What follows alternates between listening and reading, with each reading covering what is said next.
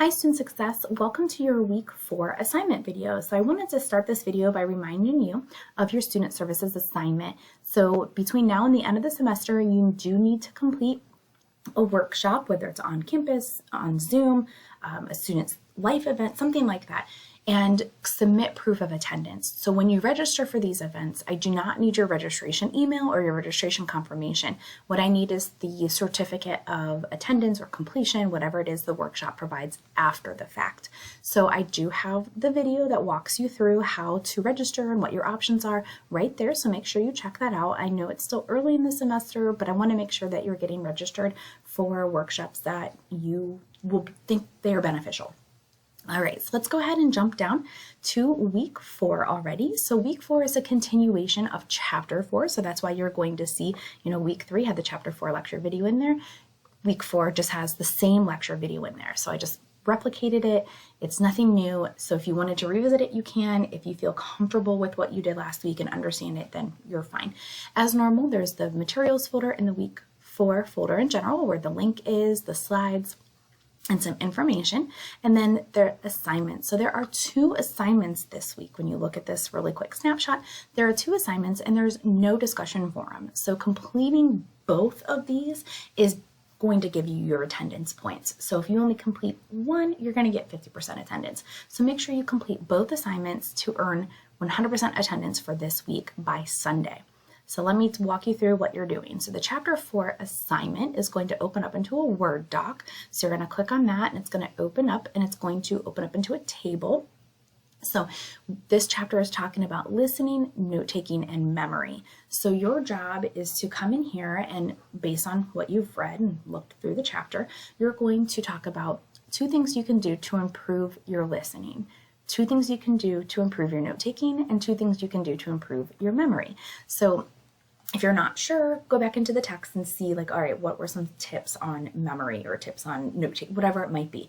So 2 things you're going to do to improve each of these areas, and then when do you expect to take them?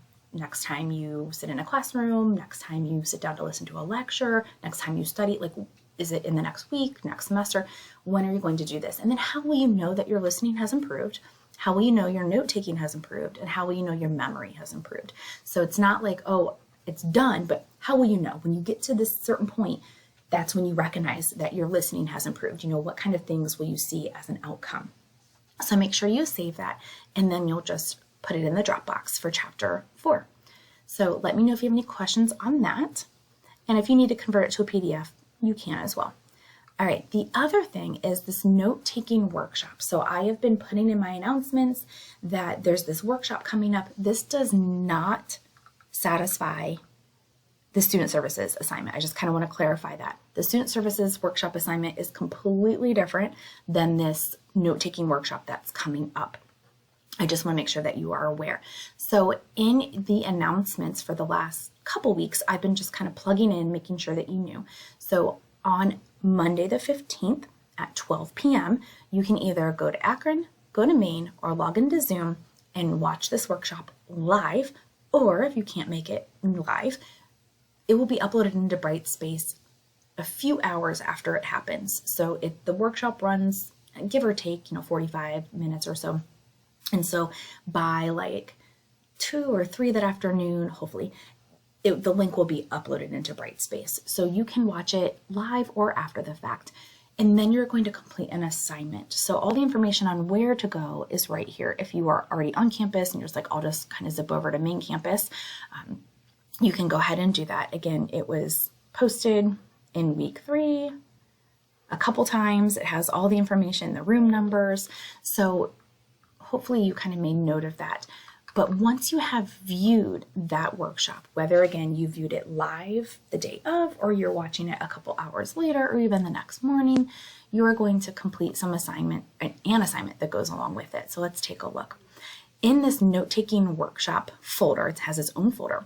Here's the assignment itself. So it's going to open up right here, and you're going to click on these 3 little dots to be able to download it. So it's going to download into, again, a Word doc. Let me get to the top here so you can see it. And you may have to click, enable editing, the yellow button along the top, and that might be true for your table over here as well. So what you'll do for this note-taking workshop is you can see that this is a outline and certain things are missing. What you'll do is go to those missing spots and you can click right in there and start typing. And it's going to walk you through the entire workshop outline. So what you could do is you could have like the workshop going and have this on the screen next to it, or you can pause it. You could also, if you need to, go and pull the slides up and use the slides to help you walk through this, because the outline is based on these slides. So you could use the workshop video, you can use these slides, but what you're going to do is just fill out this outline. And the purpose of this is to just make sure that you're comfortable with the outline format as it's used in the note-taking process. That's part 1. Part 2 is just right below it. The workshop also talks about Cornell notes. And so what you're going to do is read the article, and there's the link to it right here, although it's also right underneath it. You can see that there's a rather short article, just not even full 2 pages.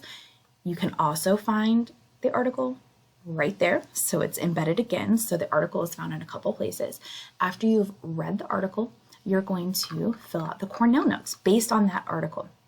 So it says to complete 3 main points, so there's more than 3 spots here, but 3 main points. That means put a term, a question, an idea, something over here, and then define the term, expand upon the concept, or answer the question over here.